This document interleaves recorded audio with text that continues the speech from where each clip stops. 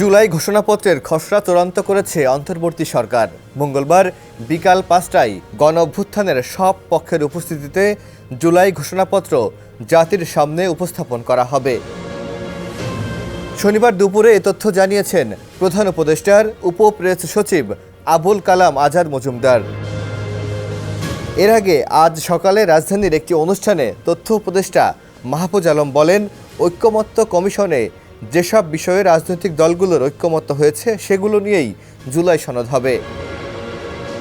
এদিকে গত বছর জুলাই গণঅভ্যুত্থানের পর থেকে রাজনৈতিক অঙ্গনে অন্যতম আলোচিত বিষয় এই জুলাই ঘোষণাপত্র।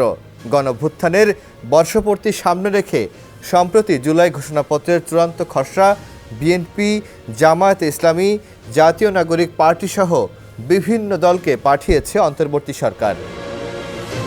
ঘোষণাপত্রের খসড়ায় ২৬টি দফা রয়েছে। প্রথম ২১ দফায় মহান মুক্তিযুদ্ধ সহ বাংলাদেশের মানুষের অতীতের বিভিন্ন ঐতিহাসিক ও গণতান্ত্রিক সংগ্রাম থেকে শুরু করে জুলাই গণঅভ্যুত্থানের প্রেক্ষাপট বর্ণনা করা হয়েছে।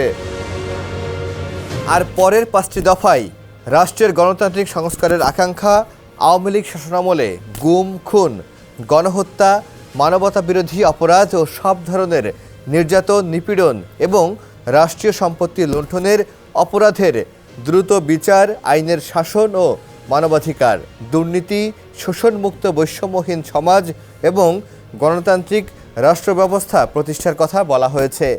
আপনার এসির গ্যাসের সমাধান হলো এসজিএস ও সিএনএস সার্টিফাইড ফোরন রেফ্রিজারেন্ট গ্যাস, যার বিশুদ্ধতা ৯৯.৯৮%। ফোরন, শান্তি যেখানে, নিঃশ্বাসে। ডেস্ক রিপোর্ট, সমকাল।